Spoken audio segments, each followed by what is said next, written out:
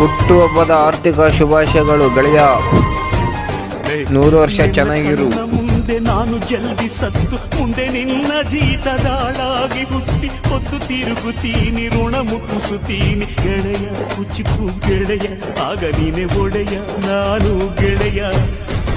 ನೆರಳಿಡೋ ಮರವಿದು ಮುಳ್ಳಿನ ಜನ್ಮವ ಬೇಡಲೇ ಬಾರ್ದಯ್ಯ ಮರವನೇ ಮರಿ ಹಾಕ್ಲಯ್ಯ.